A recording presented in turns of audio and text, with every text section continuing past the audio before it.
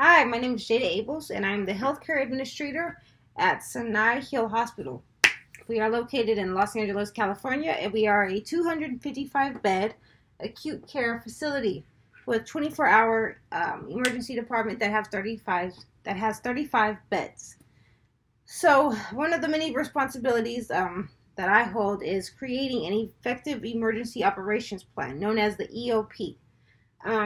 So the EOP is created and used to handle a variety of emergency cases. Basically, we're able to handle anything that happens within the hospital internally, and anything that occurs outside the hospital externally.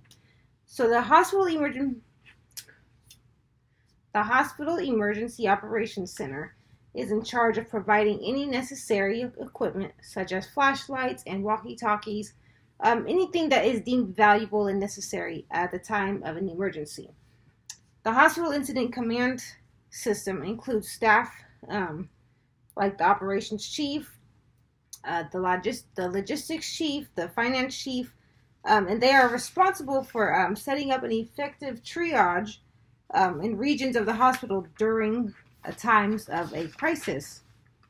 And so the triage stations can be located in the reception areas and the emergency regions of the hospital. The emergency operations plan has an increased focus towards the elderly and the children. So before I go there, with this triage, the triage is an area that will be used for new patients coming into the hospital from the spread of this wildfire that is coming our way. Patients will be able to stay in the reception area so that myself, as well as other nurses and physicians and staff members, are able to keep an eye on them and just make sure that everybody's okay. Excuse me? As I was saying, so everybody will be in the reception area, and we're going to make sure that everybody's okay in this group, so we can monitor this group. Those who are critically injured with burns and smoke inhalation, they'll be sent to the emergency area. The triage section is equipped to deal with all emergencies in any department. We will have you covered. So, for setting up an effective triage during these emergencies, like I said, the triage will be located in the reception area as well as the emergency area. The emergency operations plan. I apologize. I'm tired. Sorry. So, the emergency operations plan. This has been increased focus towards the elderly and the children.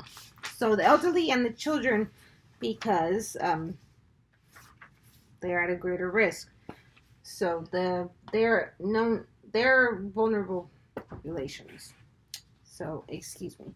So the logistics chief ensures that there is effective continuation of the major roles and responsibilities of the hospital to the patients and the surrounding community. The finance chief, they're going to focus on delivering special products for the emergency purchases and tracking the money that is used at any given time. The incident commander and the operations chief, they will inform us about the safety of the outside environment, the atmosphere, because we have a wildfire coming our way, the smoke, the atmosphere, it might not be safe to be outside. We need to know what's going on. So somebody's going to be relaying information from the outside to the inside. So we will have a decontamination department.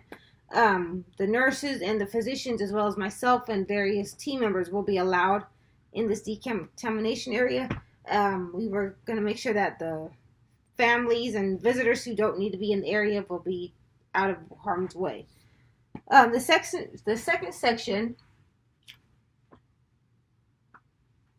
is a department is we're going to focus on mild cases like people with minor burns, maybe somebody who's in a minor car accident with simple bruises and simple cuts.